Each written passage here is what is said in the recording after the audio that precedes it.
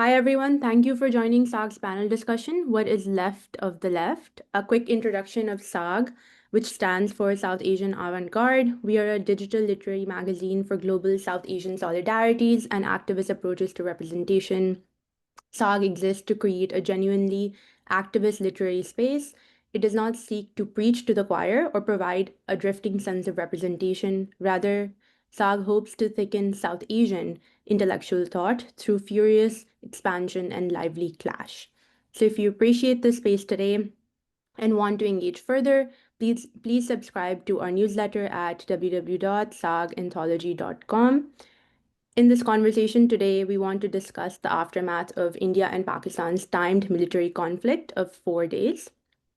We want to have this discussion to analyze how the two states used war to advance their political and military agendas, and use this framework to understand how it further enhanced terror operations against colonized people, as the weapon of patriotism was used to consolidate support for military governance, criminalize dissent, censor journalists, artists, and activists. I'm Aisha Tahir, a nonfiction editor at SAAG, and I'll be moderating our conversation today. Our panelists are K.Murali, Fatima Zaidi, Dr. Muhammad Azeem, Prashant Rahi. I'm going to quickly introduce them before we get started. K.Murali, while studying in college, became active in the Students' Federation of India, but soon rebelled against the revisionism of its political leadership and joined the CPI Marxist-Leninist in 1974. He left college during emergency to become a full-time activist. He was arrested in 1976, 2 years in jail as an accused in the Kayana police station attack case. He was acquitted in 1978 along with all the other accused. Since then has been active mainly as a publicist in the Maoist movement within India as well as internationally. In 2015, he was arrested under the UAPA and jailed at Yerwada Central Prison, Pune, for nearly 4.5 years. While there, he authored 2 collections of essays critiquing Brahmanism and of concepts and methods. His other works are Bhumi Jati Bandhanam, Against Avakianism as Ajit, and Yerwada Samaranakal. Fatma Zaidi, our second panelist, is a left-wing activist and former president of the National Students Federation, Karachi, a multimedia journalist for over a decade. She has worked at the intersection of politics and journalism, focusing on critical socioeconomic and political issues. Dr. Muhammad Azeem, our third panelist, is an associate professor at LUMS, a leading legal scholar and academic. He specializes in Pakistan's judicial history, labor law, and post-colonial constitutionalism. With a PhD from York University, his acclaimed book, Law, State, and Inequality in Pakistan, explores the liberal legal project from a critical perspective. His work on labor rights and legal theory appears in top international journals. Beyond academia, he remains an active voice in working class struggles and literary circles, writing in English, Urdu, and Punjabi. Our fourth panelist is Prashant Rahi. He's an engineer turned social activist and journalist. He worked as a correspondent for The Statesman for 7 years, chronicling the Uttarakhand statehood movement while participating in it. He has also contributed political articles for Hindi periodicals including Blitz, Ittihas Bodh, Samkaleen Tisri Dunya, Samayantar, and Samkalim Hastak Shat.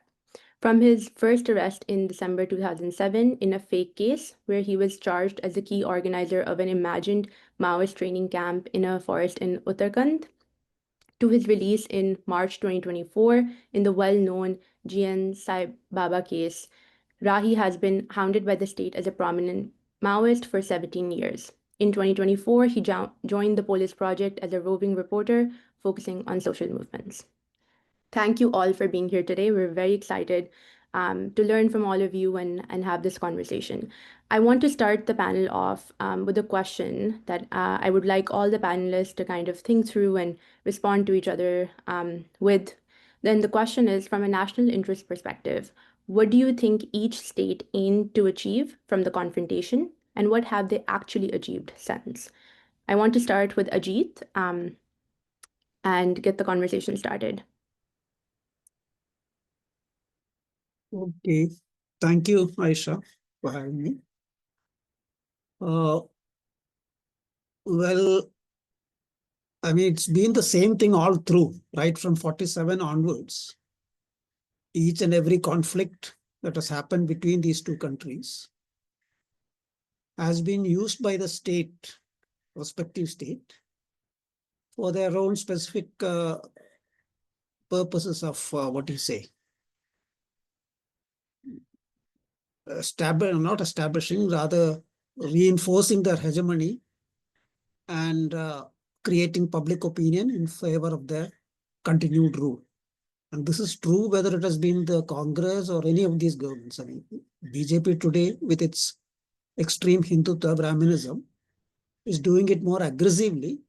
But if you look at the past conflicts, you can see that which were happened under Congress rule, it has been the same thing. So in that sense, there is nothing qualitatively new in what is happening now or the propaganda that is being done now. So right from the very start, when that Pahalgam attack took place, it was very clear that this is going to be followed up by some sort of a aggressive action by the Indian state, which would be naturally responded to by Pakistan. And the only question remaining was how long would that conflict last? Is it going to flare up into an all-out war, or is it going to be limited? And the chances of its flaring up into an all-out war were less, as you can see in the past also, for various reasons, not just the fact that both are nuclearly armed, that's one factor, but apart from that, there are various other factors also. Because the Indian state does not want to go beyond a certain point. It is in a fragile position right now, though for all its bluster about being a strong, powerful nation, fourth largest economy and all that, it is in a fragile state, precisely because of the situation with China and what has happened in Bangladesh recently. So it's sort of encircled on three sides. So therefore, the Indian ruling classes are also a bit, they have to do something, but at the same time, they don't want it to go beyond a certain point. So that's, I think, what has happened. Now, if you look at the fallout after the conflict, the most important thing that has developed politics in the political scene of India is Trump's claim that he mediated and ended the conflict. Now, that is something that the Indian rulers cannot admit to. Obviously, something like that has happened. It has happened in the past also. So one can expect that it has happened now also. That is something that they cannot admit openly. Neither can they deny it flat out. Like, for example, Modi was challenged by the leader of the opposition, Rahul Gandhi. You come out and say that Trump is a liar, which they can't do. Because one, it's a fact. It has actually happened. It's quite possible that they have a recording and they might decide to release that recording. And apart from that, they have to maintain, they have that close relation. They would like to maintain that close relation with USA. So they couldn't do that. It's been a very embarrassing situation. And you can see that in the mouthpiece of the RSS, the organizer, I'm sorry. It has been continuously churning out articles trying to say that we had decided it is on the basis of our strength that things happened and all these weapons that were used were made in India, which is not true. Some were from France, some were from the Russian armaments industry, some for Turkey, Israel. So, that's commonly known. So it's been sort of, there has been a lot of political exposure as related to this war compared to the earlier ones. That I think is the important fallout of this conflict. The rest of it, the suppression of minorities, the attack on Muslims, increased attack in Kashmir, attack on people supporting the Kashmir struggle, all this is the same. It's nothing qualitatively new compared to the past. That's all. Thank you. Fatma, if you can kind of think about the question in relation to what Ajit just said, and also, yeah, what are your thoughts in response to that? Sure. Thank you so much, Aisha, for having me on this panel. I think Comrade Ajit explained everything quite well, and I'd also agree that every war in any country just sort of legitimizes the state and its narrative and gives it a free hand to operate in whichever way it wants. As for the May War, I think for Pakistan, it was the moment it was really looking for, the state of Pakistan, for many years, I think, especially after the really, I think, dirty ouster of the former Prime Minister Imran Khan. Um, the military lost its popularity. The government that is currently in place is also perhaps one of the most unpopular governments that has governed Pakistan. So I think in that moment, this was something that provided the state um, just the right amount of opportunity to sort of, you know, spread its narrative, uh, legitimize its policies. So this is what the war did for Pakistan, and I think one of the most crucial setbacks, or one of the most crucial impacts that was on that you could see very visibly is on the Baloch struggle that had started gaining quite a bit of popularity in the province of Punjab, which is, I mean, whether we like it or not, it is the central province in Pakistan and how Pakistan works. So I think the Baloch struggle really suffered a setback in terms of its popularity. We saw a lot of leftists from Punjab who, came out with some really shocking analyses, very pro-state analyses of the entire war. And now that you see, like 3 months after the conflict, you see that there is an unannounced operation going on in Balochistan, and everyone, in this state, from every institution to pretty much the people, are on board with it. No one's asking any questions. Um, no one's um, no one's saying, that these all of these policies should have been first brought to the parliament. Nobody's talking about all of that. It's almost like this had to happen. And there's another operation going on in the province of Khyber Pakhtunkhwa in the district of Bajor, which is a neighboring district of Afghanistan. There's an operation going on there, not brought to the parliament. The lawmakers in KP are also, they're also asking who approved it. And there's absolutely, there was no need to even bring it to the parliament to debate whether there should be an operation, whether there shouldn't be an operation. It just was like the state needs it. These are all proxies of India, and you've all seen how India operated and how it's against Pakistan and how it's just now after, it's just gunning for Pakistan, and it's, so we need all of this. And I think one of the biggest this is also one of the impacts. The another visible impact is if you see our budget. The war didn't just come at an opportune moment in terms of, the narrative that Pakistan needed. It also came at a moment where Pakistan was weeks away from passing its budget, and the defense budget was unquestioningly increased by 20%. And it was approved. We have a $9.3 billion defense budget that was approved very silently. Nobody questioned it. They just provided a breakdown. It's like, this is how much the Army needs, this is how much the Air Force needs, and this is how much the Navy needs. And it got passed. So I think these are some of the most visible um, aims that you saw that the state of Pakistan achieved from the May War. Thank you, Fatma. That was a good summarization of what happened on the Pakistan end, and especially war being an important tool for politics in this whole 4-day long conflict. If now we could go to Azeem, if you could give a little bit of insight into what both Ajit and Fatma kind of said, along with thinking through the question. Yeah, I think there were two things. One, we should keep in mind that there was already a very slow recovery of Pakistan's economy, but that was not enough to give legitimacy to the government as well as the establishment, which is running the country in a hybrid regime. But I think this war suddenly gave legitimacy to this setup. But that we have to separate that globally. I think it got more in terms of getting importance because Pakistan was portrayed as a failed state.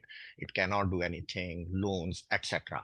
But this war, I think, gave more legitimacy globally, its appearance, its importance, especially that dinner with Trump, etc., of Hassan Munir. So these type of things.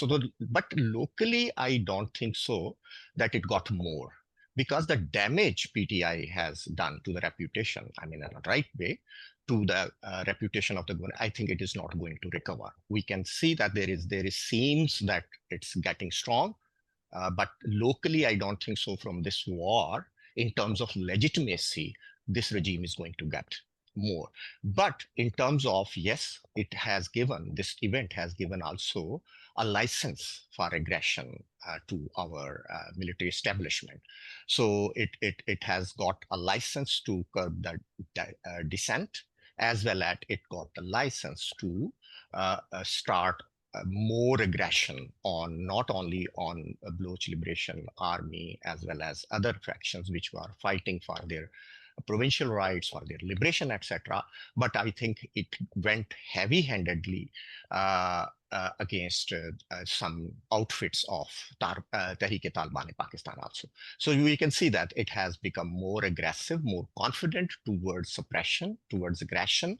And I think particularly the recent amendments in PICA also, and recently a very important amendment in Anti-Terrorism Act, where a 3 months detention can be possible. So it's a very, very sweeping amendment which is going to happen. So that's my brief understanding. And I think but the most important part for me, and the most important, I think, in the analysis it will come in this discussion is it exposed the fault lines, ideological fault lines in the left also, which Fatima pointed out, some Lahori left, etc. So we'll talk about it also that we did not know what to do, particularly for Pakistan. So Pakistani left is addicted to admire India's democracy, liberal democracy, secularism, etc., etc.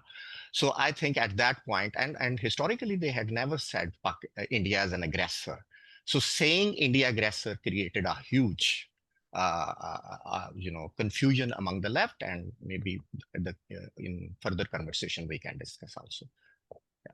Thank you. That's an important distinction that you just made, Azeem, in the context of licensing and legitimacy, right? Fatma pointed out that it gave legitimacy, and you're saying that rather than legitimacy, it licensed the state for further violence, but you're not entirely sure that it really provided the kind of legitimacy and support that I think Fatma pointed out. But we can circle back to that. I want to move to Prashant to talk about the India and the question that is being discussed and what your thoughts on it, all of it are. And then perhaps we can circle back quickly for a quick response and move to further questions. Hello, everybody, and I'm happy to be here with you all, and thank you for having me with you. This particular episode that has happened, I mean, I'm very happy that it ended very soon, first of all, and they couldn't carry it on for too long for whatever reason. But I don't think it was much of a surprise because I mean, I'm getting to hear a lot about the conditions in our friendly neighbor. But then here in India, the way I look at it, it was absolutely not a surprise because for very long now, it's now more than 10 years, the particular regime that has been controlling the state.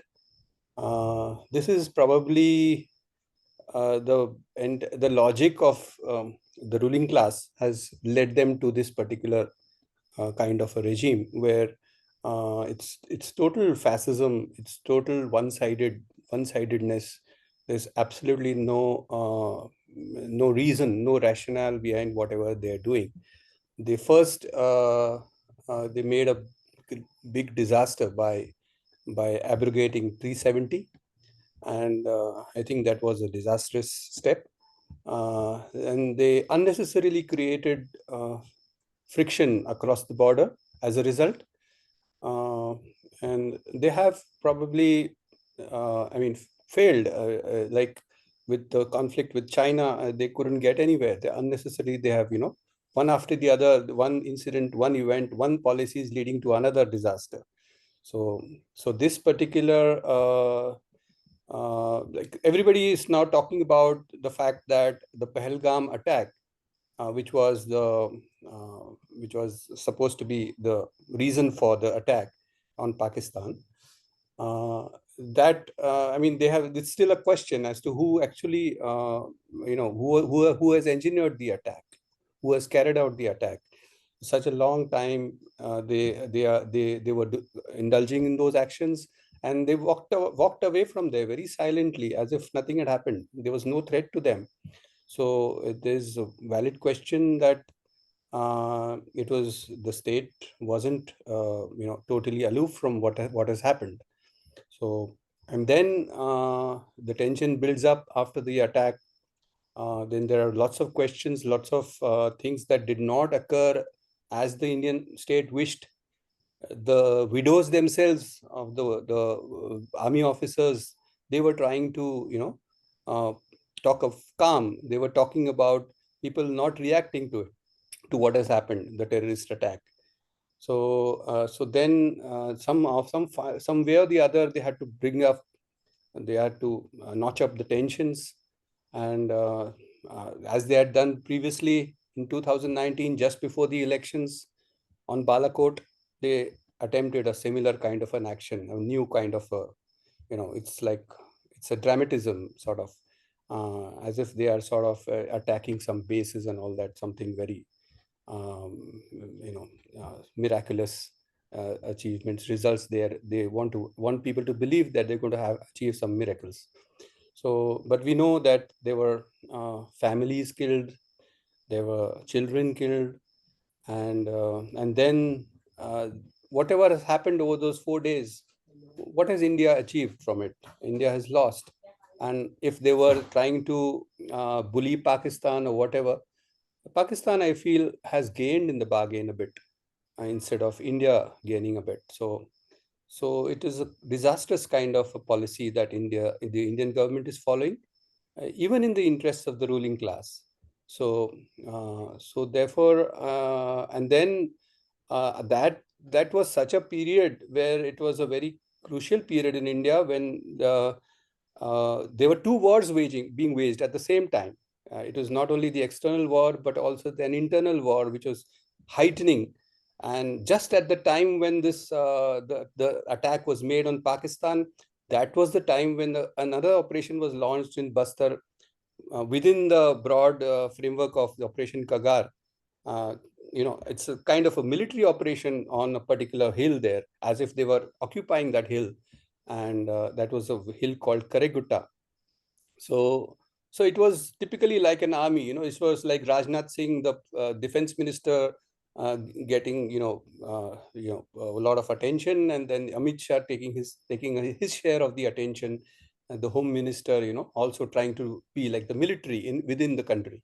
So it was an entirely military operation. So this timing makes me believe that the state is now in a very desperate situation. They want to show some results.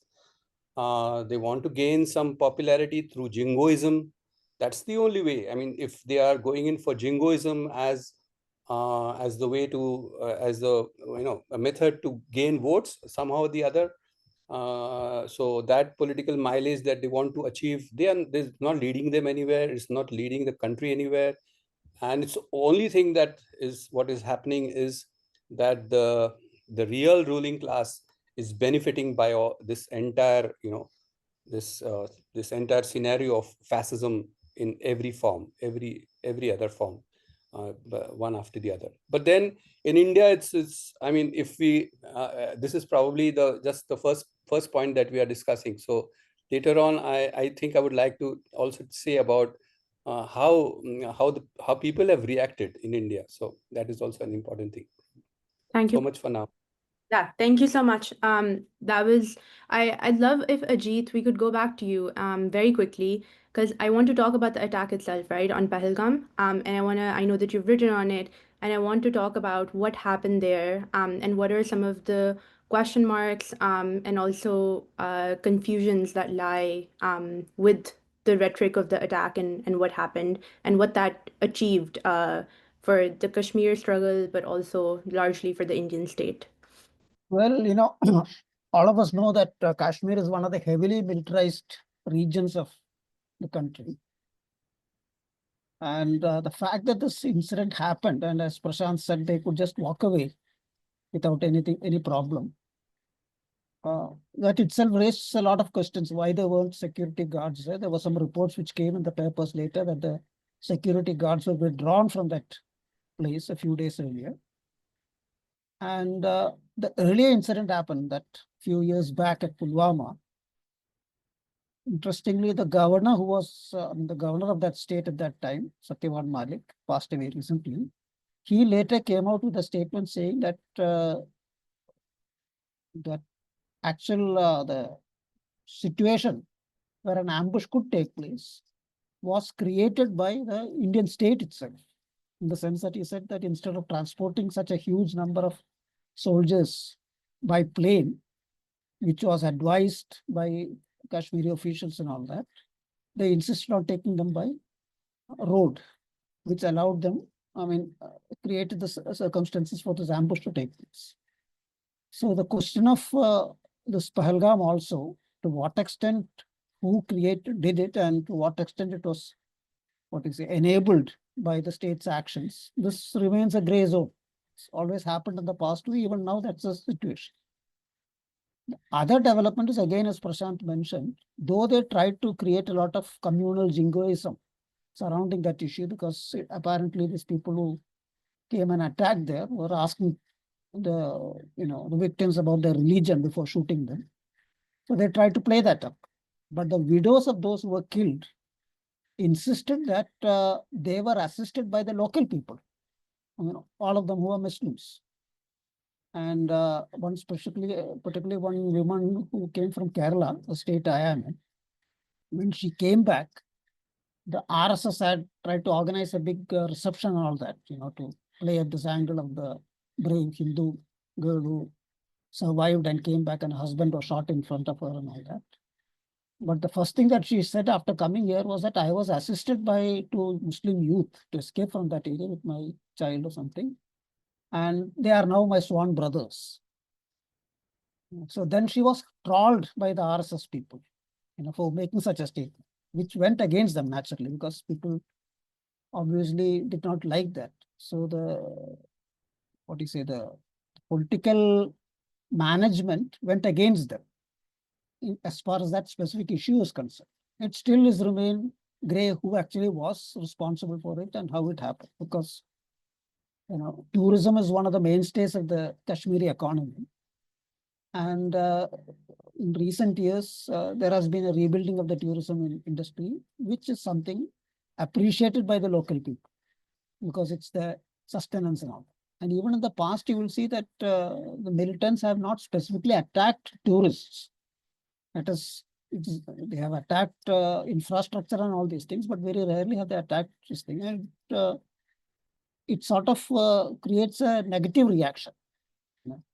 There were reports, I don't know how, it's not verified, but there were reports about the local people coming out in a huge demonstration protesting this action, this incident, which is quite possible in the sense that it need not be instigated by the Indian state, because it's affecting their livelihood. So it's quite possible that the people came out. And for that very reason, it doesn't seem very logical that any organization that is there fighting against the Indian state, and which has to definitely depend upon the local people for its survival, for its existence, would do such a thing. So from both these angles, the whole issue is grey. That's what I wrote at that time. So that it's still doubtful who actually did it, and we should not immediately jump and support this propaganda that is being done by the Indian state. Now, the fallout, as I said, is not exactly as what they wanted it to be. So that's the whole thing. That's all. Thank you, Ajit. That's a perfect transition into, Fatma, kind of what we were talking about earlier, but I think Ajit's answer really gave the bridge for that. I want to talk about the convenience of the conflict to repress armed struggles, and what was happening before, and kind of what did the 4-day conflict result in? What did that create?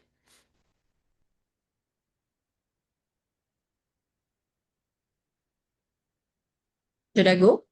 Yeah, go for it. Yeah, I think for Pakistan, like I said, I mentioned it in my first response as well, that the military that has pretty much governed Pakistan, and I mean it's pretty much the state of Pakistan, was at its lowest in terms of popularity. It has not had a narrative for a very long time. And then the entire ouster of Imran Khan, his him being jailed, and his party running the entire opposition movement also brought it down. And I do agree with Comrade Azeem that the narrative that Imran Khan and the Pakistan Tehreek-e-Insaf has furthered has definitely impacted the Pakistan's military and the state and its policies altogether. So I do agree in the sense when he says that he does not see that there's the kind of support for its actions that there used to be in the previous wars that we've seen between India and Pakistan. But what I meant to say was strictly in terms of how the state operated, regardless of what the people think. I do agree with the point that economically, Pakistan is also at its worst, and that is also one of the things that it was really, contending with. Uh, how to how to sell decades and decades of bad economic policies to the people, and how to sort of scapegoat that accountability. So the economy being at its worst was also one of the factors. And I think, sorry, is someone saying something? No, I think your voice was just echoing, but continue. Okay, sorry. So yeah, I mean, the war may have definitely given the license to the Pakistani state to do a lot of what it is doing right now. But in terms of economy, I think yes, the people, the support that Azeem talked about definitely did not come because there's lots that the state needs to give to its own people in terms of, in terms of their livelihood. The taxes that they've been burdened with. So, and I think if you saw the atmosphere, if you compare the atmosphere between India and Pakistan, the Pakistanis they were having fun. I mean, the humor was off the charts, the memes and everything. So you could tell that this is the people who basically just, they're in it for the fun. They're like, okay, there's already so much that was going on in this country. तो चलो जंग भी ले आओ, कोई मसला नहीं है, ये भी देख लेते हैं, इससे भी निपट लेंगे. So I think there was this sentiment among the people. So I do agree with Comrade Azeem that the people have definitely not given that kind of support to the state and its policies that they usually have. Apart from that, I think another important factor to consider in Pakistan was the Baloch movement. And I think in the previous, since 2013, if you see, Punjab has sort of opened up.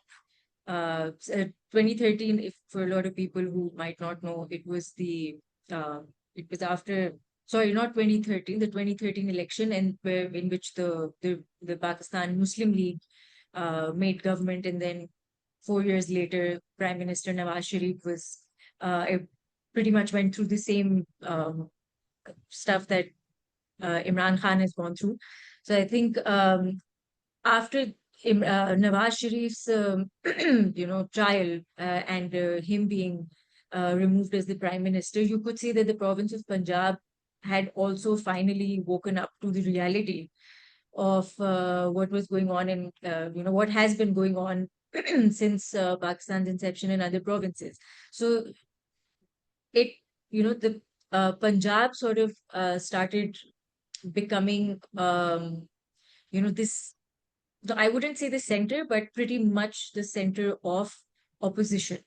And which is why we also saw Maryam Nawaz Sharif, who was, who was the daughter of Nawaz Sharif, who went and visited a Baloch missing persons camp because they were in the opposition at that moment. So, a lot of these things happened, and the Baloch movement all of a sudden gained attention in Punjab. And so that also became a problem for the state.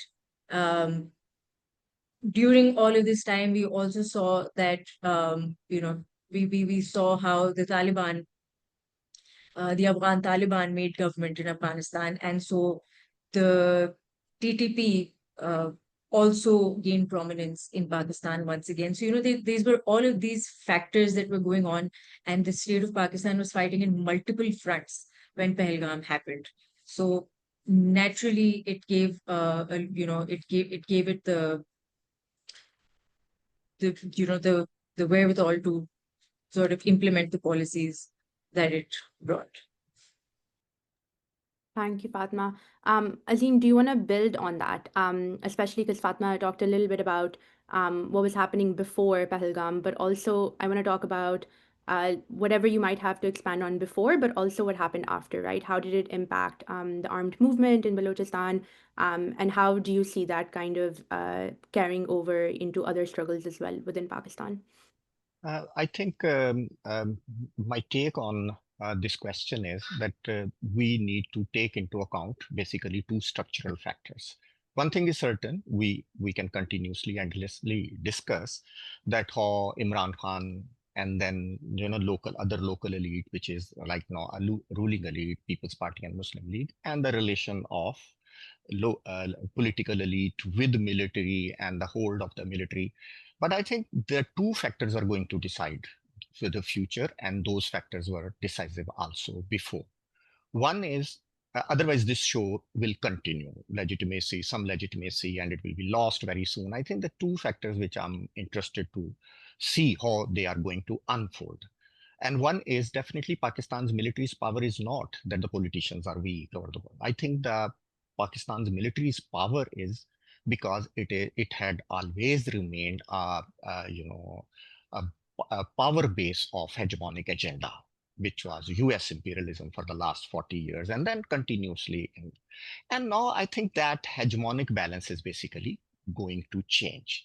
And I think before that, it was going to change towards China. And recently, and I think those powers, how they are going to decide actually the Pakistan's role, not Pakistan's roles, basically Pakistan military's role. I mean, any role regionally through Pakistan military. So that is one factor which is going to decide the future of Pakistan's, after this episode. And I think other is, the role of resistance of people, because both are structural factors. Otherwise, other things are just institutional arrangements, rearrangements, managerial suggestions we can give. Other is how the nationalists are going to really make their path in this changing world. Because I think, if you allow me, that I think we also try to think why this incident immediately happened. What actually encouraged India to act so brutally immediately? So I think it is basically, we should keep in mind that our region, particularly South Asia and the region broadly, Gulf and all that, they are going to be a very important, a site of future resistances. But that is for sure. I think we are in a non-hegemonic phase of global politics. It was not 1990. It was not in 2000. It was not. Let me explain slightly what is hegemonic phase of global politics, what is non-hegemonic. Before First World War, there was a hegemonic phase of global politics. The UK was able to decide whatever happened. But after World War I and then World War II, Cold War, there was a non-hegemonic phase. So no one power can control the globe. But after and that's at that period was the period of revolts, civil wars, revolutions, etc. Since 1990s, I think I have seen, or I think I should say that we have seen a hegemonic phase of global politics, which has ended now. Let us be very clear. So one factor that no one power is ruling, but I don't want to use the word a multipolar world, etc. Let us call it that the era of anti-imperialist rivalry has started. And the second very important point I want to I want to add is the role of sub-imperialist powers. It's a very wrong term, I think, so, but I'm just using it to explain, like India, like China, and Israel, how they are going to play. So non-hegemonic phase, and then the role of the sub-imperialist power in the region are going to decide. So I think this Ukraine war has broken the the hegemonic control, and then in that vacuum, I think Israel acted brutally. And in that vacuum, I think India found a chance to do what Israel has done. It can be a design, it can be, because I think attack on Iran was a very similar design. But I think it ended differently. Pak-India conflict ended differently. But we should be ready that we are in an age of chaos, revolts, revolutions, and many such incidents, which we don't imagine even, but they can happen because no one is controlling it right now. Thank you. Thank you, Azeem.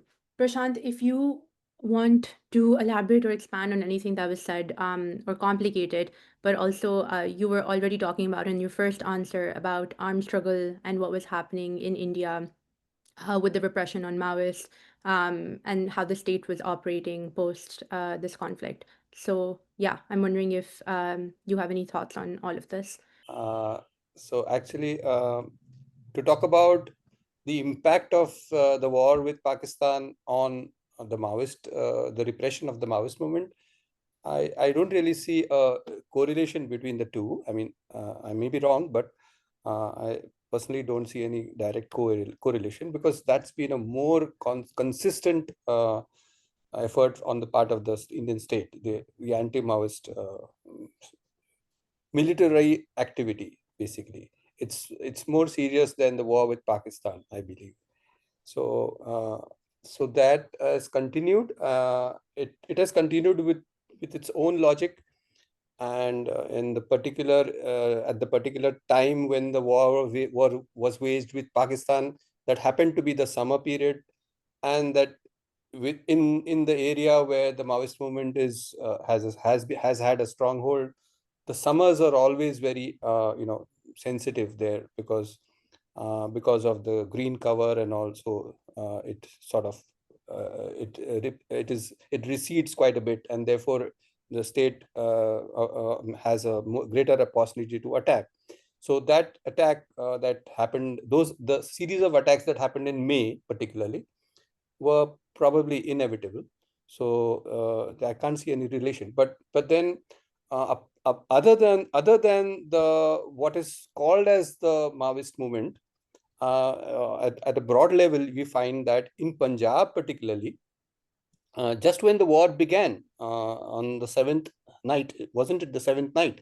So on the very next day, there was resistance from Punjab, from a lot of revolutionary groups in Punjab, revolutionary left in Punjab, the non-parliamentary left in Punjab. And for throughout those 4 days, there were constant protests. On all district headquarters were centers of protest against the war that India was waging. So this was a very great achievement, in fact, that the revolutionary left has had, as shown in Punjab, and they went to the extent of saying that they were also opposing the Indus water treaty that India has backed out from. They were trying to tell the Pakistani brothers and sisters that we are going to ensure that you will get water. We are not in support of the government. I mean, the farmers of Punjab on the Indian side were for whom the Indian state was trying to preserve water. Those farmers themselves, their organizations, their unions, were coming out with this opinion that no, we are against this treaty. We want our brothers to share with the water that we have. They also went to the extent of making an announcement in all the districts that this time, if the India continues with the war, we are not going to feed the soldiers, Indian soldiers. हम उनको रोटी नहीं देंगे. We will not give them rotis to eat. So this was I think a major political initiative that the revolutionary left took in Punjab, and therefore, and nobody could take any action against them. No, the state was helpless. They couldn't do anything about it. Unlike in other states, like in UP, in Maharashtra, for instance, just ordinary social media posts were clamped down upon. People were questioned as to why are you coming to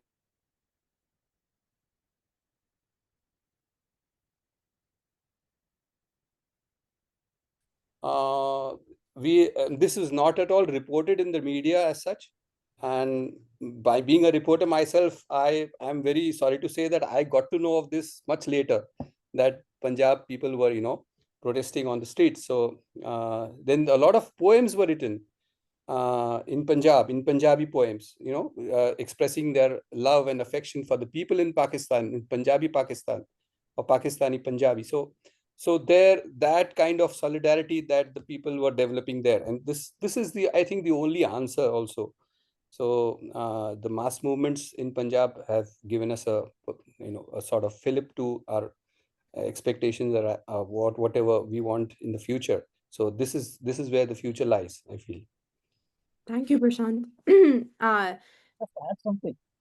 Could I Yes. just add something? Yeah. I'm hearing about this for the first time now. That such things Sir. happen in Punjab. And Yeah. even if it's months later, I do think that if somebody writes something about it, or the development, I mean, the issue, activities that happened in that period, that would be of great use even today. It's months since it happened. Because as he said, for example, a young student activist from Kerala was arrested precisely for putting up a post against Operation Sindoor. He's in jail even now. 100 days have passed. And there were protests here and there, but on the whole, there were some public protests in Kerala where the left fund is in rule. They were not clamped down immediately, but several arrests also took place. So this is a very encouraging bit of news for everyone. I mean, not just for people across the border, for us also. Okay, that's all. No, agreed. I think that mainstream understanding is that, everyone succumbed to nationalistic, patriotic sentiment and pro-war. And I think it's very helpful and important to see when people kind of diverge from that and refuse to fall into that. And it complicates our understanding of how people react, especially, mainstream के ऊपर. So I do want to move to the conversation of the left. I know that we've been talking around it and how the left responded in both countries. But I mean, I'm curious what you all think the role of the left was in this conflict. And, why is it that a lot of times the left succumbs to nationalism or nationalistic rhetoric and ends up falling into the traps of the state. And, to what extent do you all think that happened? Maybe, yeah, we can start maybe with Fatma. Do you want to start with this one? Okay. I think Fatma turned her camera off. So maybe Azeem, you can start with this one. Yeah, sure. So basically, in Pakistan, I think the interesting debate happened, particularly Indians, left is clear what are their positions and what they are doing. But I think in Pakistan, a response of the traditional left was very simplistic. India is wrong, but for them, it is very hard to say that the India is an aggressor. So that the reason was basically our memory. Historically, I'll come to that point also. And at the most, the response of the Pakistani left, traditional left, was pacifist. Oh, there should be peace, etc., which is okay. But in that situation, what to respond? So in traditional left, basically, why they could not say immediately, and when people say that the India is why there was a reaction to that also, and that is a change. So traditionally, we know that in Pakistani pro-Soviet left was basically, historically, they never accepted Pakistan. I mean, since 1920s, Communist Party of India always think that Congress is fighting for independence and Muslim League is basically a divisive force. So this continued till 1942 in Adhikari report. First time, actually, I think the Communist Party of India accepted that the India is made up of 17 constituencies, etc., etc. The first time they were accepting that India is not a nation, but it was basically made up of many nations also. But this lasted for till 1946 around cabinet mission. And again, in Bhavani Sen report in 1948, Pakistan was considered as very unnatural state, etc. So Pakistan's left, particularly the pro-Soviet left, always remained since then as a B team or the proxy of Indian left. So all the historiography, all the understanding of politics since then was basically under CPI, CPIM and their Indian National Congress, nationalism, Indian nationalism of Congress, etc., etc. So that was really interesting. That and since my memory is working and all the writings I have read, that I always saw Pakistani left admiring India, its liberal democracy, and its secularism, and even they never dared to support the struggle of Adivasi people and the left, which is involved in different type of struggles in India. So suddenly, so the traditional left was like that, and even the Mao Zedong thought in Pakistan has also degenerated to the level of. So all the left in Pakistan, traditional left, was basically to actually give a very mechanical. So there was nothing new. But interesting thing was that since 1990s, because Pakistani left was as a whole very liberal left, with exceptions, few exceptions. So they indulged in NGOs, human rights activities, and their main dream is to bring democracy in Pakistan, a liberal democracy in Pakistan. So anyhow, so that's so. But I think the very interesting response came from a new left academics in Pakistan. So there is an influx of new academics who are inspired by Gramscian thought, European Marxism, etc. So they believe in piecemeal struggles. They believe in social movementism. They believe in electoral politics also. But their consciousness also, the consciousness of these new left academics and the activists is also within the ideological environment which the pro-Soviet and the pro-Beijing traditional left has provided. So as a result, when they gave one of the factions which is more close to NGOs, big tank politics, inspired by, like Bernie Sanders politics type of politics. So they actually gave immediately, that India is an aggressor. And that created an irritation in other, not only in the traditional left, which was bit excusing at that point about India's role in that event, but also it was very much with, it created a reaction within the new left, other tendencies also. For example, a Gramscian left tendency in Pakistan, which is more connected with the nationalist movements also and piecemeal, struggles of the class politics, Kachi Abadis, etc. So they also gave a very big reaction that how you are actually supporting Pakistan in this episode. Some of the left tried to give that. So in that environment, I think the very interesting debate happened in Pakistan about how to look at. So I think the particularly left in Pakistan, traditional left, is weak on two sides. One, historically, the role of India. Historically, the debate about India's role in the region and etc. So they are a bit weak criticizing India, its expansionist role, its new, I don't want to use sub-imperialist, but expansionist role also. And particularly the Mao Zedong thought left in Pakistan is weak on accepting that the China is basically no more a socialist state. And it is an expansionist, it is rather a social imperialist power. So they were weak also. So that's how the Pakistani left was really, really very confused. And the new left doesn't know those ideological divisions and what they inherited those political confusions. So that's why their writings showed those inconsistent positions. So because there is no ideological depth, there is no historical understanding. So I think the Pakistani left was basically quite, but I think it was very interesting debates. So finally, I must say that the Pakistani left's fault lines are exposed second times. Their fault lines, ideological fault lines, were exposed in around 9/11, when their main enemy is military, their main enemy is Taliban only, and they forgot anti-imperialism, they forgot anti-elite even struggles. So they just stuck to those 2 points, and then they actually joined the military establishment, some of the progressives.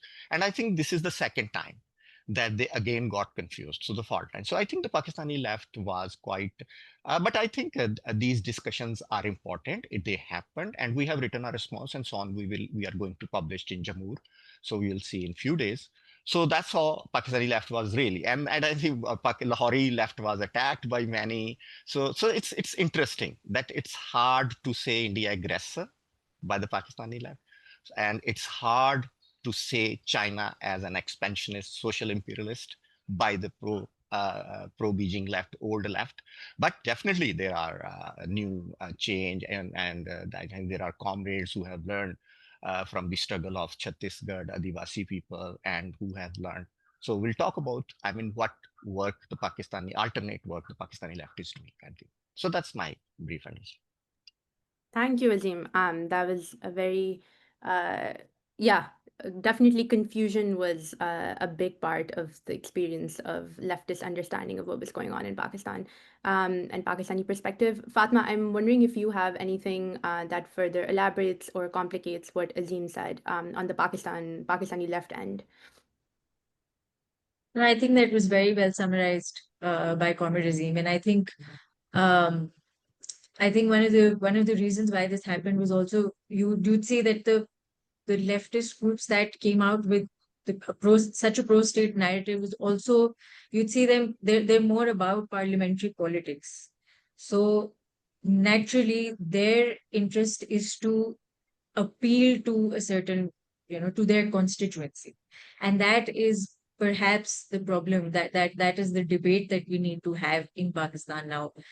Whether, having this kind of approach, because that's basically, that's a reformist approach, uh, and which is, which would naturally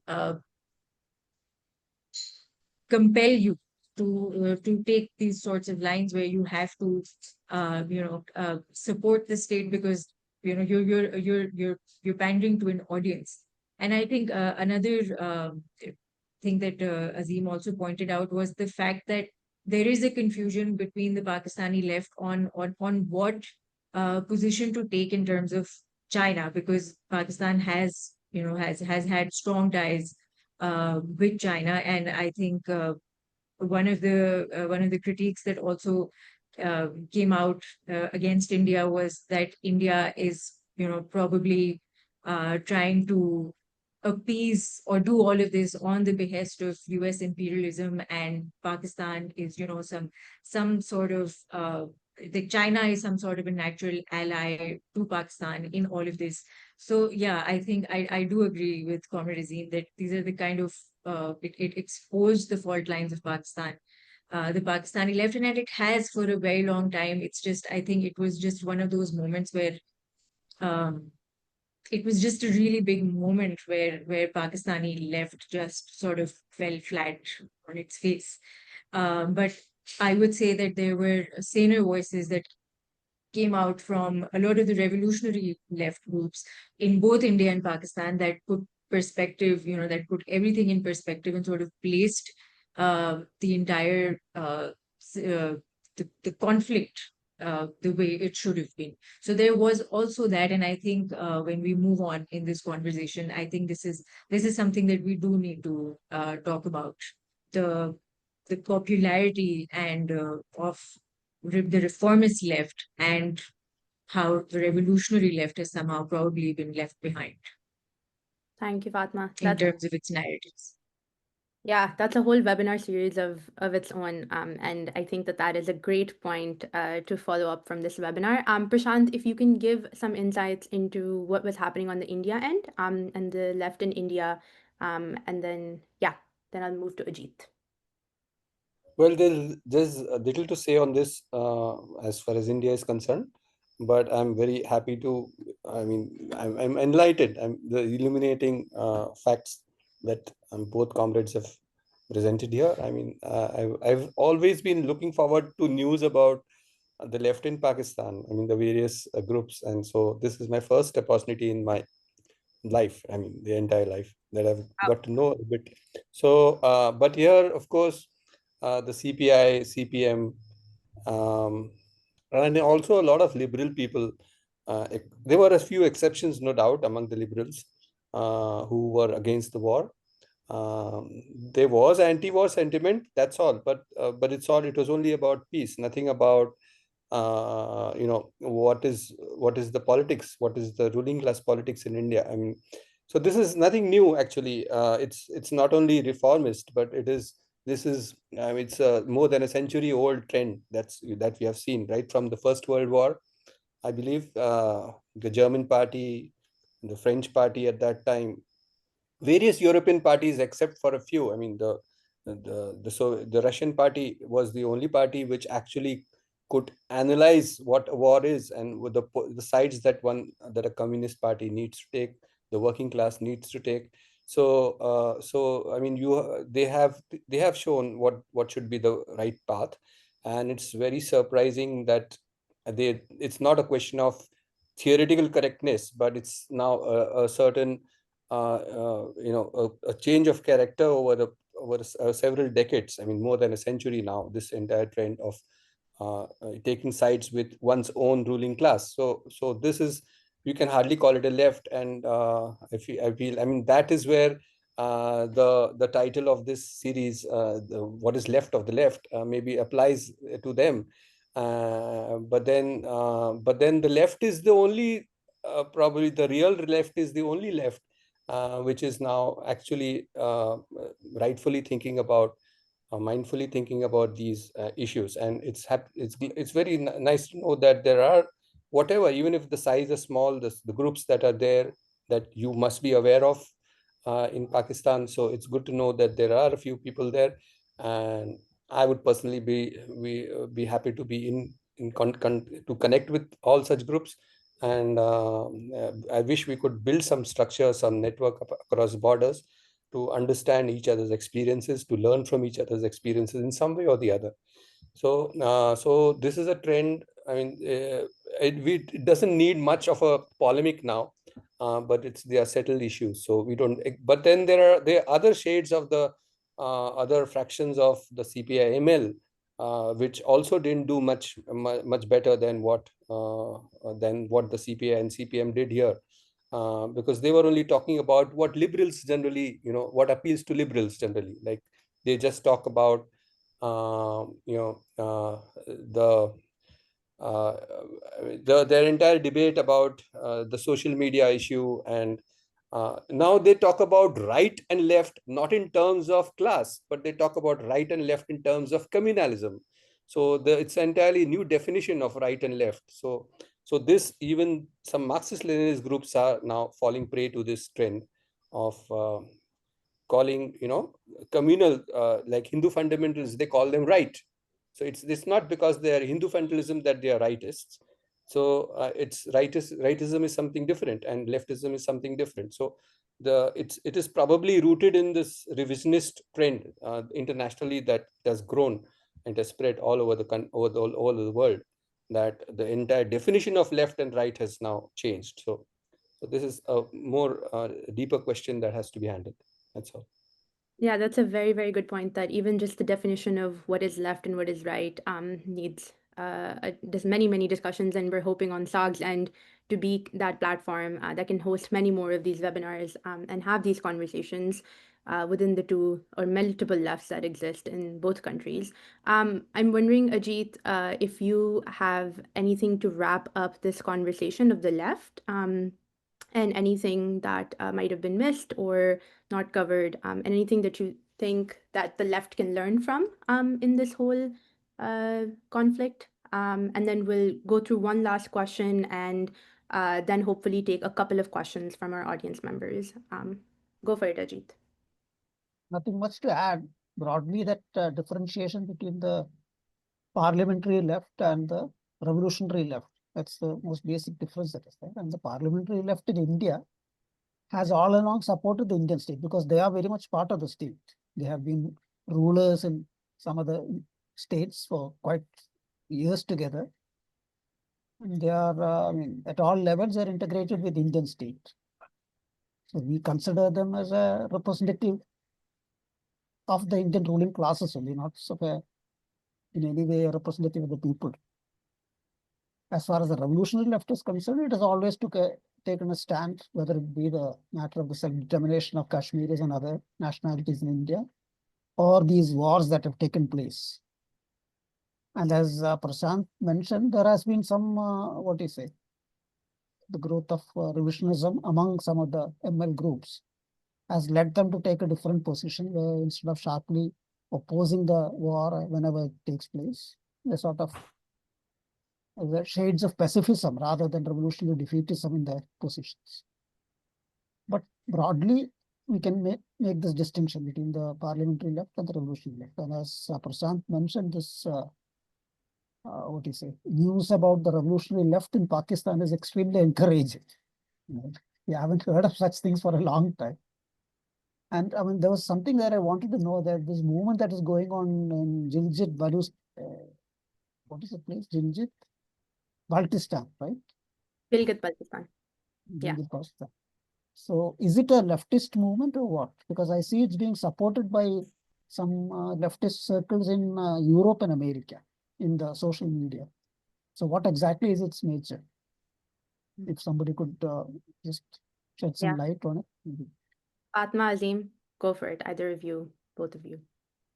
I think it's basically broad alliance movements, and particularly first happened in Kashmir around electricity bills, etc., and the rights of people. It was quite successful. So basically, these are the action committees where all the left groups can join hands and along with the nationalists also, and can ask a few rights. But there is a limit. There is a limit to those demands also. And then I think the same is the case with this Gilgit-Baltistan movements, the nationalist and the broader left. So irrespective of the tendencies, usually they join hands. And there are traditional left groups also, there are Trotskyites also, and they have an important role in Gilgit-Baltistan in this movement particularly. Yeah, it's the nature. But I think beyond that, how to build nationalist movements on more militant basis, I think it is an ongoing process in Kashmir also, particularly our left, our side of the Kashmir. I think there is an important impact of Barrister Qurban, who was a Maoist leader, and he actually, I think, left an impact, but I think it has not been translated into proper Maoist politics in our part of Kashmir and Gilgit-Baltistan. So that's actually a process, and it's a separate story how the Maoist movement in Pakistan is taking a revival after like 40 years, because I think there was a significant presence of the left in Pakistan till Maoist left in Pakistan till 1970s, but I think the 1980s actually was a brutal reality that all the left, whether pro-Soviet, pro-Beijing, they had to fight against that dictatorship. But there could be other ways also, but by the end of 1980s and the start of Pakistan's Maoist left basically completely degenerated into action. I think merged with the pro-Soviet left also.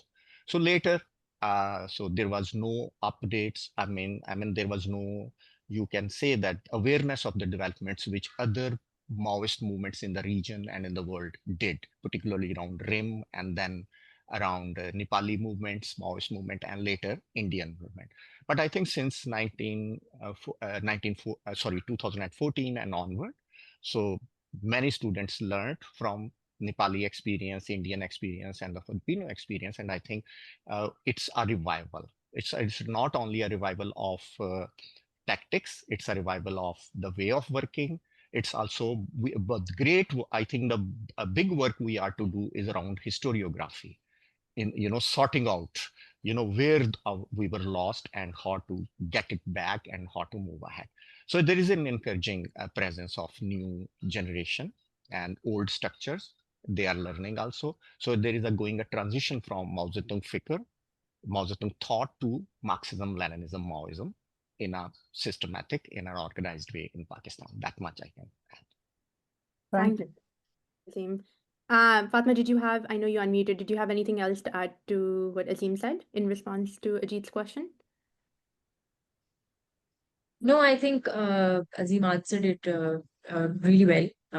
And yeah, the movements in Gilgit-Baltistan or the Kashmir, I'd say, is probably not that left oriented at this point, but the movement in Gilgit-Baltistan is definitely being not very systematically run by a left-wing party, but the individuals who are spearheading the movement are definitely from the left, but like Azeem also mentioned, they're from different tendencies, which is why you'd see some, they're not as um, the left is still, it still has to answer to a lot of the voices that are coming out from there. But it's definitely uh, being led by left-wing individuals. Thank you, Fatma. So Is there very anything? Yeah, sorry. So we will continue for sure, follow up with this conversation. I think totally another panel just on the role of the left in both countries and movements ongoing. That's a whole webinar, but we're running short on time. So I want to ask one last question. And in that time, I also want to encourage the audience to send in any questions that you guys might have from all the panelists, and then we'll go through them right after we go through this last question. So the last thing that I want to get to and cover, and we've talked about it very little, and yeah, you guys can see how it fits into the larger conversation. But I want to talk about the use and abuse of anti-terror laws, and the framing of dissent as terrorism, and how, conceptions of terrorism, anti-terror laws, and accusations of funding terrorism, how do they all play into this conversation within the two countries, and how have the two countries played it out post conflict? I know these are multiple big questions, but yeah, if you guys can get to it, that would be great. Maybe we can start with Prashant. Do you want, or Azeem, you can start. Go for it. Oh, yeah, yeah. Basically, I think in Pakistan, Pakistani state has it has developed from, you know, security state, national security state to, in a more sophisticated security state right now. So I must add. Let me explain that during Afghan Jihad and later during War on Terror, the Pakistan was able to get intelligence equipments and intelligence training, etc. So it means Pakistani state was already very equipped with those, and there was no ban on provision of those spywares and the spy equipments in to the Pakistani state also. So many companies like Alcatel and Siemens, etc. They were able to get those. And I think after 2014, one big change has happened also, that Pakistani security surveillance state started getting these type of equipments from China also, and the China is also has a good experience of these type of security surveillance tactics also. So Hawaii, for example, and then there is a safe city project also, and then there is a, so I think that is the period, if we can recall, that the recording of videotapes and audio tapes leaks happened. So Pakistan state was listening to everyone. And under terrorism, there was a PICA, and there came many laws from 2002 onward. And through those laws, basically, service providers were told to save data also, and to provide to the agencies also. So there was a fight going on, but slowly, Pakistani state actually got control on all service providers, and I think they were very good in those techniques also. But later, right now, Pakistani security state has really got many, uh, uh, expertise to check where the terrorism is going on, or what activities are going on. So in that sense, I think the PICA and later other things. In my opinion, Pakistan's Pakistani state is already was doing all these type of things, and I think this Pak India conflict, etc., has not added much but in terms of license to use those techniques openly actually has come also. Both anti-terrorism and the fight against terrorism, and particularly if I can recall that recently the Trump and the U.S. administration is talking about some kind of terrorism where they are going to join hands with Pakistan. I'm not sure what it is going to be in the future. So it means that is going to stay in Pakistan. The militarization, anti-terrorist laws, and operations against terrorism, as and yeah, that's pretty much my response. Uh, Fatma, do you have anything to add to the framework of terrorism and how the state uses terrorism? Yeah, I mean, I don't think there is ever any use of the anti-terror laws. It's only ever abuse. So, and as Azeem also explained, that's pretty much what has happened in Pakistan since the war on terror. And the thing with countries, in semi-colonial, semi-feudal countries like Pakistan, the conditions are so exploitative that there is naturally dissent and resentment against it. So these laws always come in handy to suppress that dissent, to arrest people, and we've seen it multiple times in Pakistan that these laws have been passed, and the anti-terror law amendments that Azeem spoke about at the earlier in our conversation. That's not the first time it has happened. We actually did a whole piece on where, during what times did the anti-terrorism amendment laws were passed in Pakistan, and there's a whole list of it. So the idea about anti-terror laws is that the state has the hegemony for violence, and anybody that is challenging it, resisting it, is a terrorist. So I think there's definitely a larger conversation to had here between the left, because I feel like this is one conversation that the Pakistani left definitely did not have. And as Azeem also mentioned earlier, that a lot of the Pakistani left groups supported the operations against the Taliban and whatever happened in those operations. I think enforced disappearances again are not something new, and they weren't happening in Balochistan only. They were happening in the tribal areas that that that were facing the Taliban and their wrath.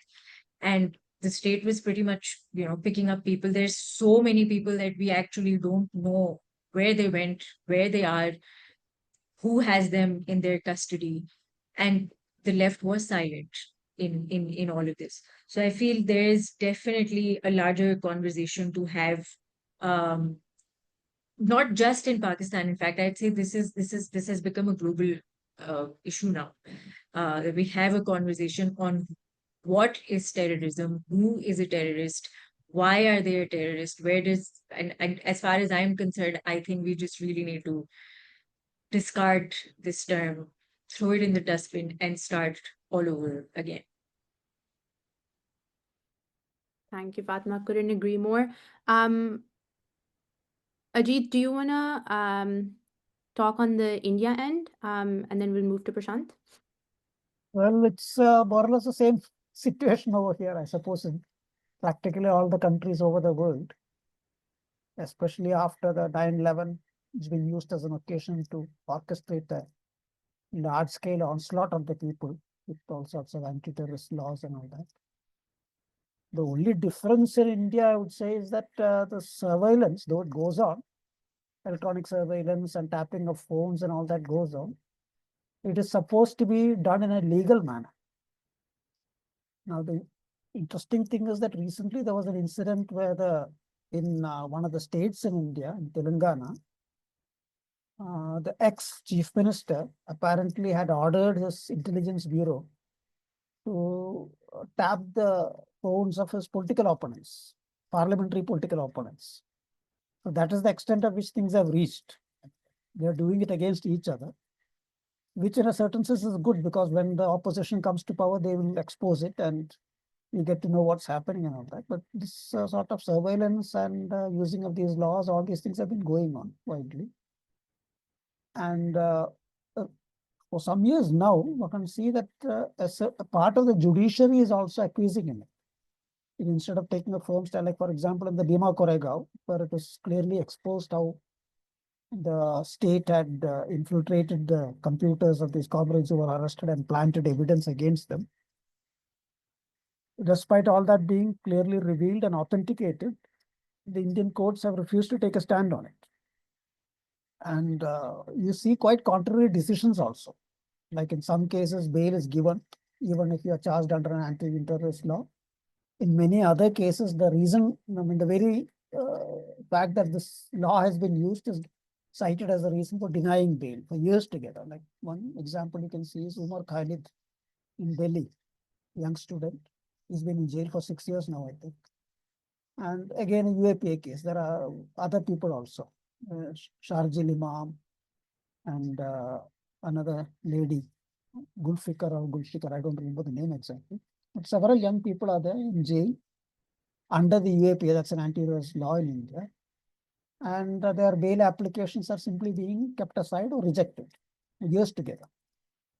So this is the other aspect. That's earlier you had a situation where the courts were more alert, at least in posing as the defenders of constitutional values of freedom and all that. But now courts also, you see, a large number are accusing of the state's use of these laws to oppress dissenters.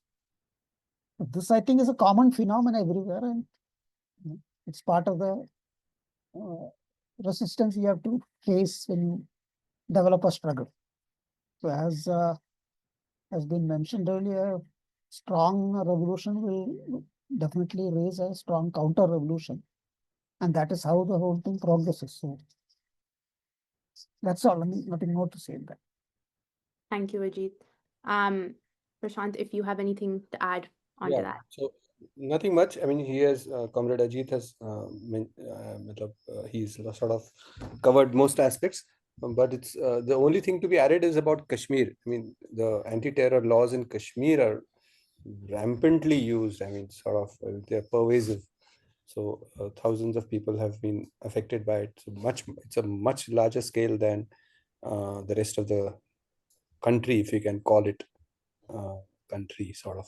I mean, Kashmir is, if you call it a part of our country. So, but then, and these UAPA, the Unlawful Activities Prevention Act, which is the main anti-terror law at present. Besides that, the amendment in the new penal code, so Bharatiya, whatever Sanghita, whatever it is, BNS, Bharatiya Nyaya Sanghita, it's called. It's like Indian Penal Code. I mean, it's just a Hindi translation of it. So, so in that they have now redefined the sedition section, which was sort of repealed by the Supreme Court. So they have reinstated it, and they broadened the entire scope of the sedition law in this BNS. Everything that is anti-state can be called sedition now. Even words, even expressions, anything that we talk about now can also be interpreted as sedition. So the Indian state has armed itself with more law than the anti-terror law now to deal with all kinds of anti-state movements. So this is a serious thing, certainly, and we really do lack in India the wherewithal to combat this legal challenge that we are facing. So we are quite, we're dwarfs in front of the legal challenge that we face. I would certainly like to know more about Pakistan, as to what people in Pakistan are facing on account of these anti-terror laws. I mean, this has probably not come out in this session. How many people are there in jails? Are people being jailed there for anti-terrorism, for terrorism? So this is something which we'd like to know also. Aisha, if I can answer. Go for it. We are Uh, 15 just minutes. like in 1 second, Go I for it. can tell. Yes, I think anti-terrorist laws, they were being used against whatever their targets were, but I think it was frequently used against labor. It was frequently used against any resistance against our elite. So many left people were always caught under Anti-Terrorist Act. So any act which you are doing against the state, which is slightly asking more rights, is translated into anti-terrorism, because you are blocking the road. This is terrorism. You are damaging the property. This is also, all this. So anti-terrorism act was frequently used against the left, against the nationalists, definitely. And it is being used against everyone. So that's the situation of anti-terrorist laws in Pakistan. Thank you, Azeem. And Prashant, you're right. That's a whole, hopefully, this has given me lots of ideas of where to pick up this conversation in the next webinar. So I'll keep that listed down. We have questions. We're about 15 minutes over our time, but I do want to take some questions. I'll start with one, and then all the panelists, can see the questions in the Q&A section, all the way at the bottom of your screen. And if you want to look through them and see which ones you're interested in answering as well, we can do it that way. But I'll start with one. I think the question of students is quite important, and what the students should be doing right now. And someone has asked, what should progressive students in private universities of India, where there is no progressive student organization or other organization at all really, do in the current context? They say they understand that it's a loaded question, but a brief answer perhaps would be appreciated. So perhaps the India Ajit, maybe if you want to take that one, what do you think, according to this person is saying? Well, as far as I know, in some of the private universities, there are some quite active students' organizations. And like, for example, there is a Nazariya magazine that is being put out by some students in Ashoka University. So here and there is it. And they are getting suppressed also from time to time. So I mean, wherever you have students, you will have student activity and something or the other will come up. That's how it goes. Yeah. So you're saying that if there is nothing, then create it. Yeah, of course. Okay. That I No think doubt. that is. I mean, Yeah. quite a number of students' organizations have come up, pro-Maoist students' organizations spontaneously in various universities of India. Okay. And, So it seems like yeah. the answer is that, they exist, they're out there, look for them, and if you don't find one in your university, create it and look to others that are doing it. Okay. Oh, Sounds good. great. Do other panelists have any questions that they've seen that they would like to get to? I think there is a question from Fatima and me also about one of the question, that how the national question and the class question in Pakistan can be together.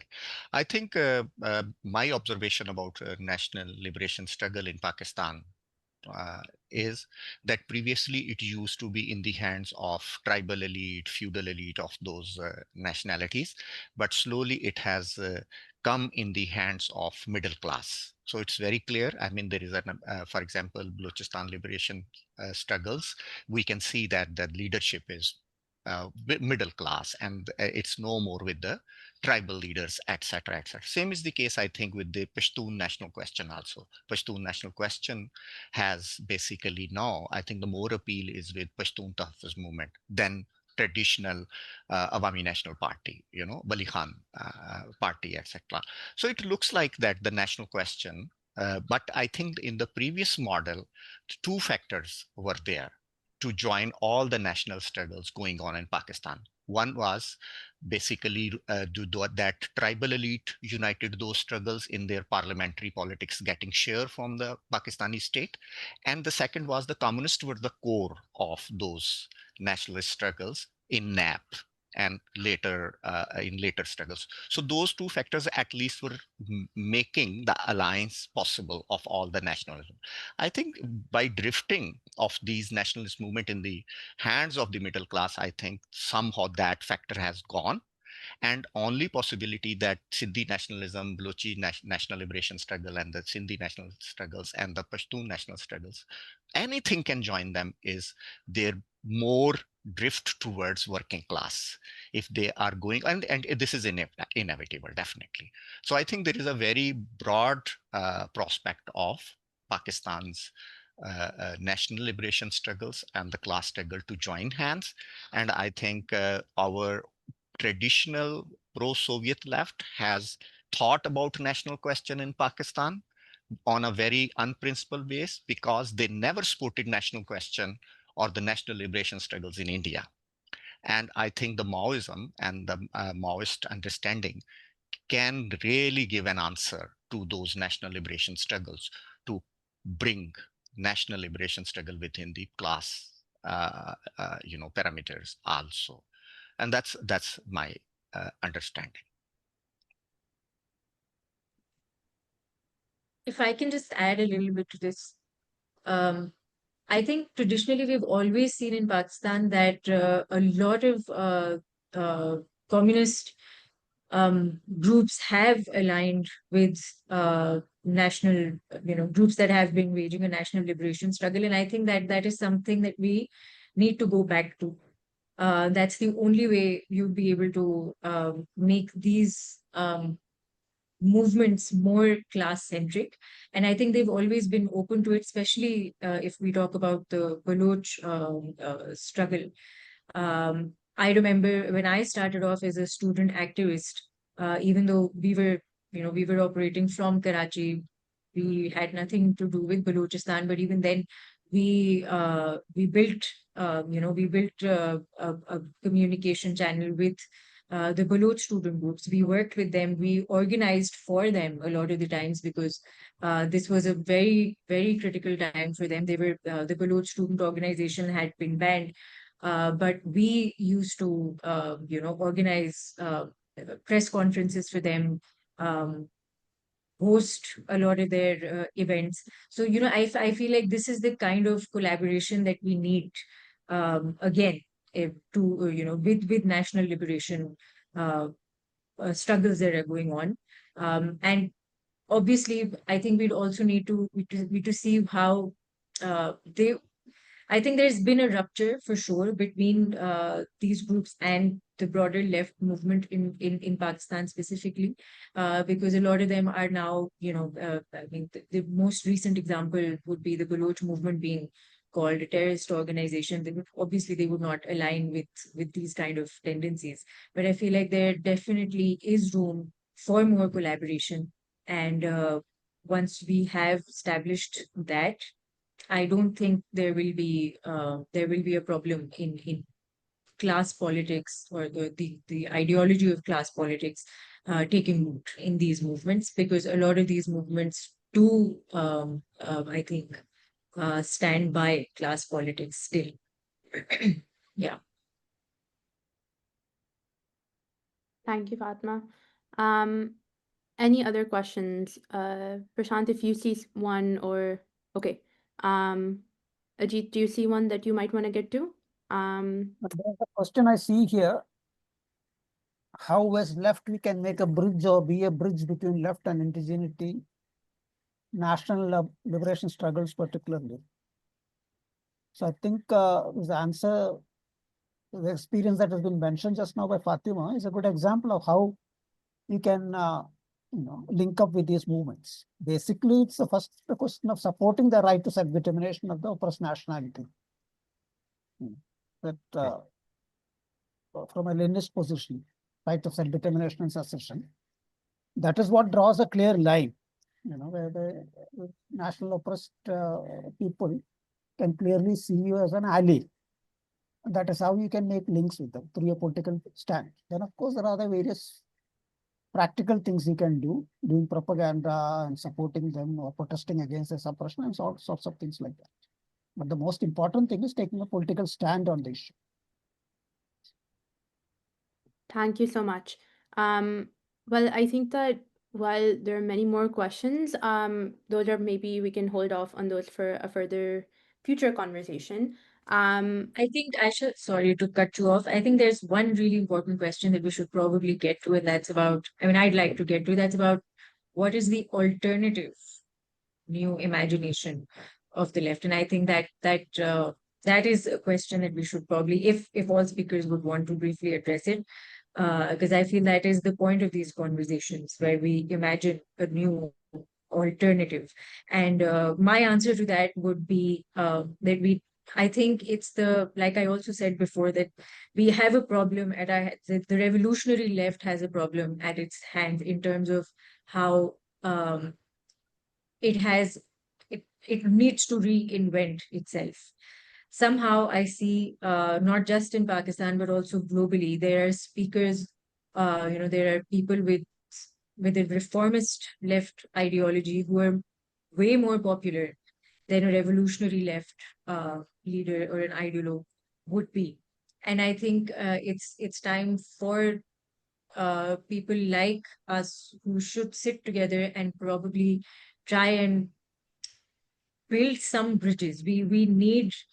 Uh, we need to come out of our independent struggles. While I do understand the importance of a basic area, I feel like the revolutionary left has uh, failed to popularize its struggle in that sense. I don't know if I'm able to explain it properly, but I feel like we need to be a bit more we need to probably explore how to use popular tools in probably a better way, like social media, and sort of overcome the challenges because I feel like the revolutionary left has a more, its narrative is way more stronger, its work is way more stronger, but somehow it has not been able to appeal to the masses for some reason. I would really love to debate on why that is and how it came to this point.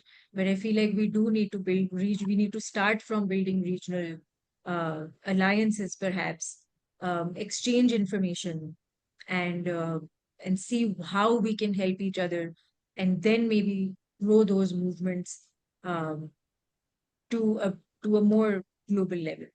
So I feel like it's more a moment of like a moment for the revolutionary left to think about what it want, how does it want to move forward, than it is for, I don't know, any other sort of tendencies of the left. Yeah. That's a really important point, Fatma. And yeah, does anyone else have anything to add on that? Yeah, I just fully want to agree with express what you my said. sorry. Go No, ahead, I was Kamal. just saying that I agree with her that the revolutionary left has to make better use of the various opportunities it's open to it now. Like, for example, the social media is a very good example. And there's another thing we have also got to remember, that no matter how much we succeed in using all those media, the states all around the world, controlled by the exploiting ruling classes, will do their best to see that our voices do not spread. So the popularity that we will get compared to the revisionists and reformists will always be less until something concrete happens. Like, say, for example, the success of a revolutionary movement, then that's a whole different scene altogether. Until then, no matter how much you do your propaganda in a lively, vibrant manner using all sorts of media, it will still be, what do you say, ringed into a corner by the powers to be. So you have to keep that in mind also. Not that we shouldn't try, we should definitely try. Yes, for now, thank you so much, all of you. It was a pleasure on my end to learn from all of you. I've read your work and have been a long time fan and supporter of everything.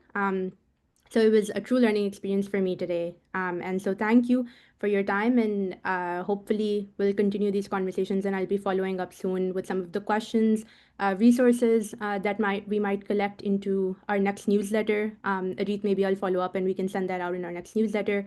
But yeah, all of you, the audience and the panelists, can go to SAAG's website and sign up for a newsletter, and you'll be able to see all of our activities, our news, and anything on the publication end from there. Thank you all, and have a great rest of your evenings. Thank you. Thank you. Salutes to all. Thank you so much.